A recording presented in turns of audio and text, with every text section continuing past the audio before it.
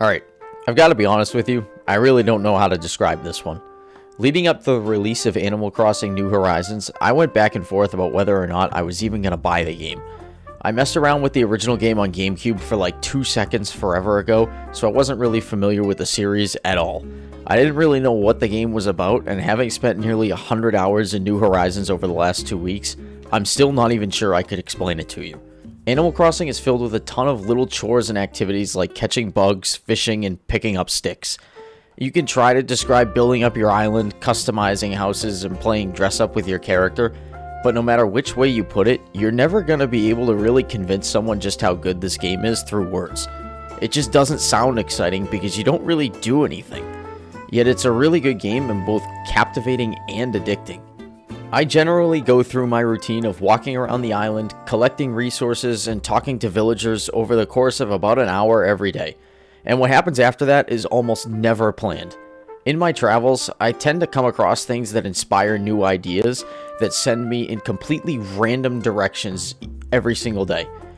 One day I cleaned up all the trees on my island, then the next day I went to go on a big fishing trip, only bringing back the biggest fish the ocean had to offer, and another day I built the backyard to my house. The things I ended up doing on different days were almost all completely unplanned and spurred by random thoughts that came up as I roamed around the island.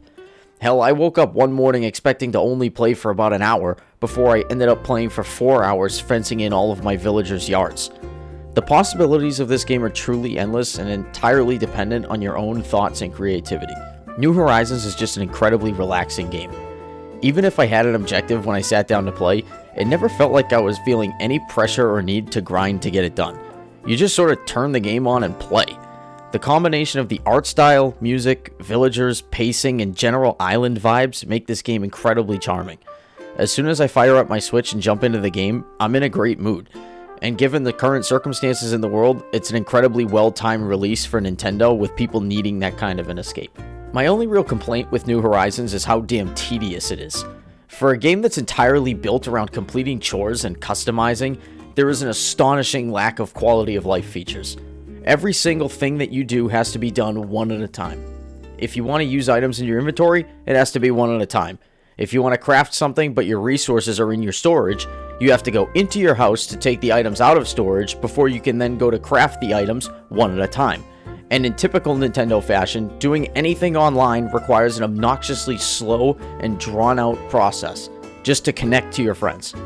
Not to mention this game features the worst mechanic in all of gaming, durability, which results in your tools breaking on a regular basis because you're constantly using them. This game has absolutely zero quality of life features, making so many parts of it incredibly tedious and frustratingly slow. Yet it didn't get in the way of me falling in love with the game. I seriously can't recommend Animal Crossing New Horizons enough. I had absolutely zero expectations going into it, and I was blown away by how much I loved it. I thought for sure I was going to trade this game in a week after playing it for 2 days because it just wasn't going to be my thing, and that wasn't the case. There were days where I couldn't believe how much time went by because I just straight up got lost in the game. Words really can't do this game justice, you just have to play it.